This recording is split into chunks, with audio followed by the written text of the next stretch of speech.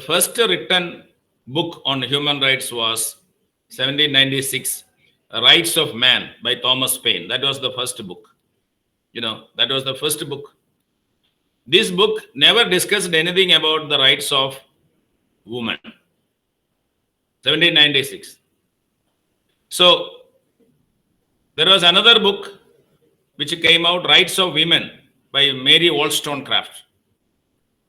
It was in that book that they talked about the rights of women. So women and their rights were never part of human rights discussions.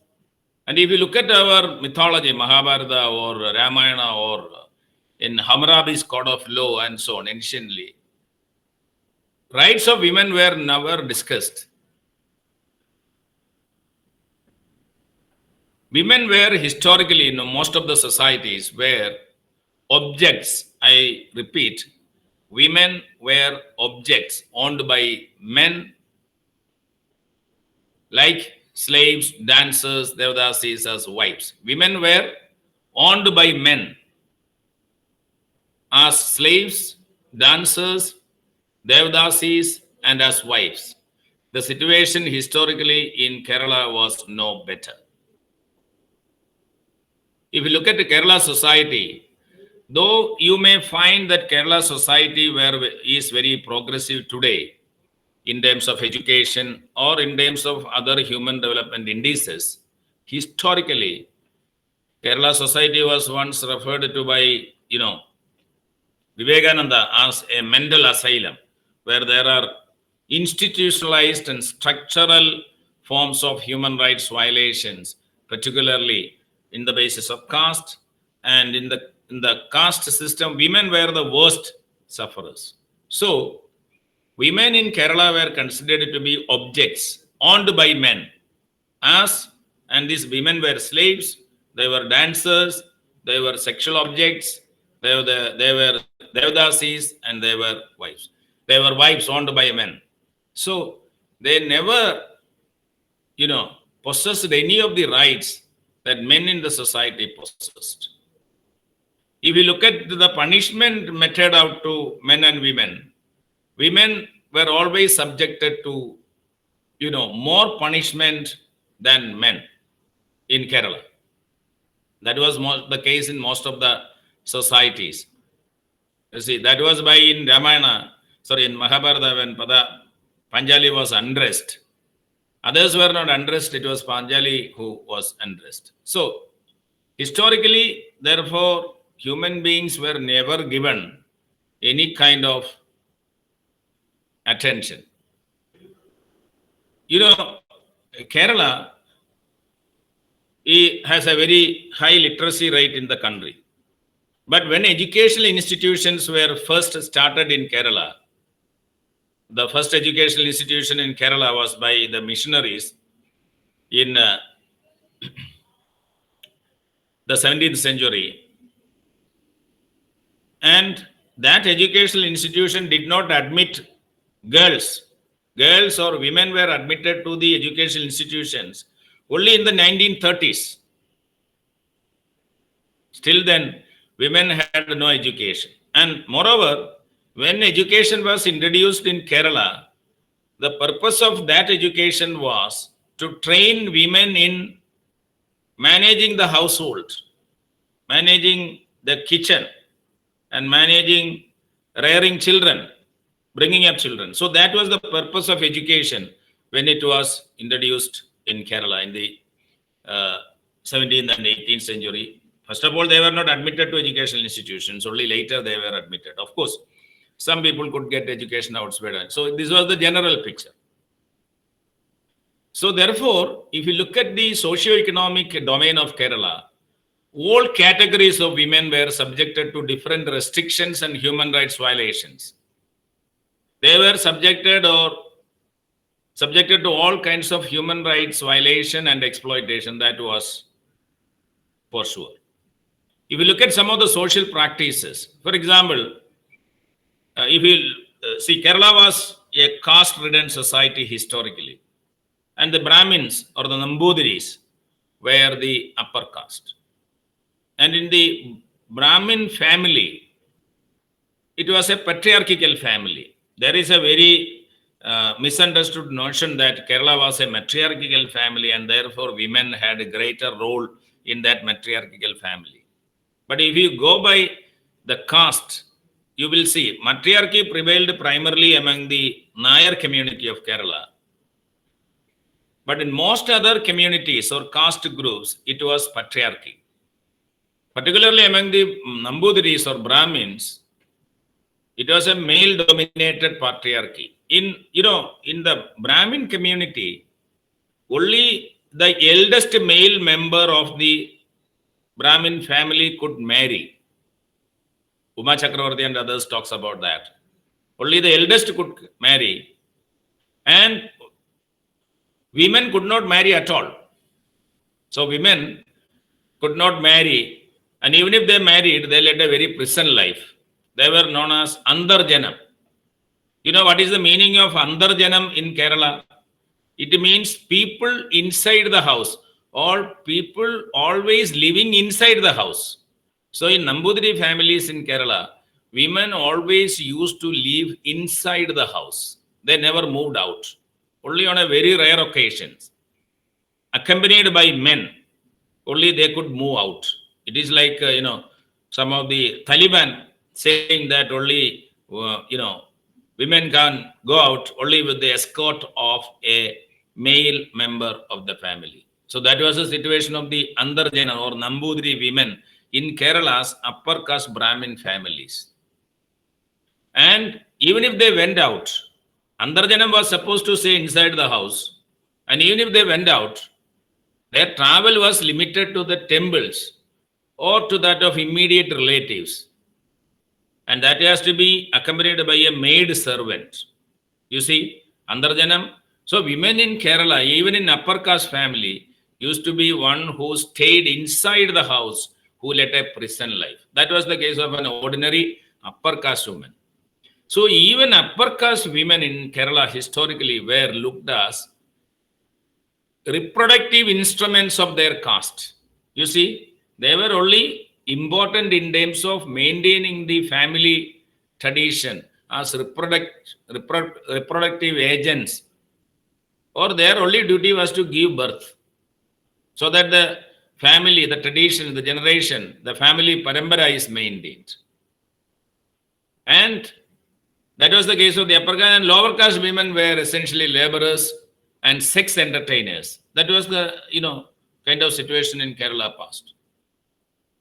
So, why the upper caste women were not allowed to interact with others in the public was that the belief was that they would lose their purity.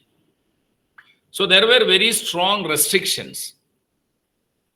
So, that is what we call state and Brahminical patriarchy legitimized it, and women who violated that rules and regulations were excommunicated.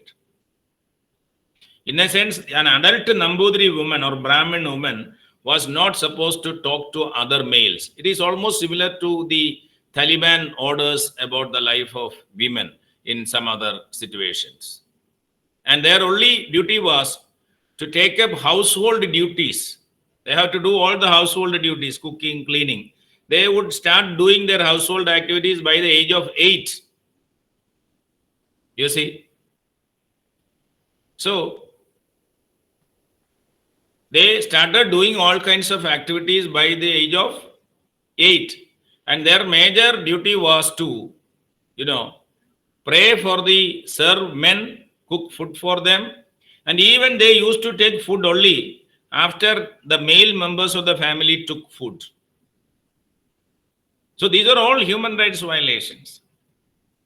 They had to take, food from the banana plantain leaves left over by their husband or male members. In fact, according to some of the writers like Kanippayan or Shankaran Namboodiripad, who talked about these rights, said that the life of Nambudiri woman was a hell. It was a hell for them. Life was a hell, as they were supposed to do all the activities for the good of the husbands. Men had the right to beat women, and even take their life.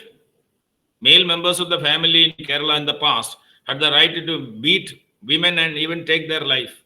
There are many such examples.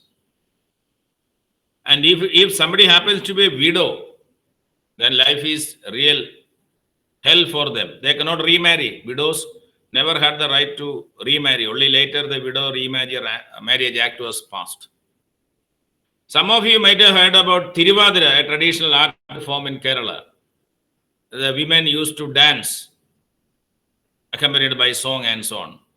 So the purpose of Tiruvadira was a customary celebration, a customary festival, dance form, in which they used to seek better life and health for husbands. That was the life of the purpose. Then there was another interesting practice which is known as Smartha Vichara. Smartha means a judge. Vichara means trial. So, and it was in fact a notorious ritualistic trial for adultery practiced among Brahmins of Kerala. So if some woman was caught for adultery, in other words, having sexual relationship with some members of the family, then these women was excommunicated and banished. So there are so many instances of Smartha Vicharam where these Nambudiri women were. See, this was the situation of the upper caste women. And men were free to have many wives. So historically, Kerala was an unequal society, a society that denied the basic human rights of women. That's what I said.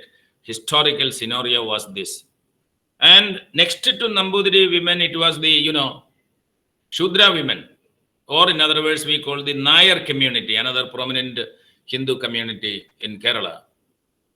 See, among the Nair community, there was no rule that women were supposed to observe virginity. According to the traditional mythological practices, Nair women were the children of Apsarasukal. Apsaras means Ramba, Ulotama, those Apsarasukal in Hindu or mythology, we learned that. And their duty was they were beauties who were supposed to sexually entertain men. A kind of Devdasi system. So it is from there that the concept of Devdasi evolved. So you see, that was the situation of the, Nair community women. They were Devdasis. They were supposed to sexually entertain men. So if you look at the ancient art literature, you will find all these paintings or sculptures, choreographing the physical features of women as sexual entertainers. So, see, that is the situation. Even in Kerala, there was a tradition, you must be knowing that women were not permitted to cover the upper part of their body. Their upper part of the body was naked. If somebody covered, particularly women in lower caste, covered their upper part of the body, they had to pay a tax. They were punished by the state, by the king in those days. So that was a real tough life for,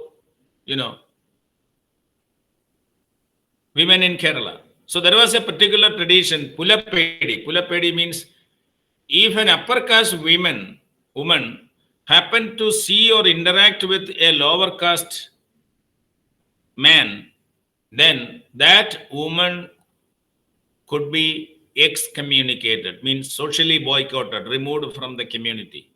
Then she had to go and live with that lower caste man. That was considered as a very socially taboo in ancient Kerala.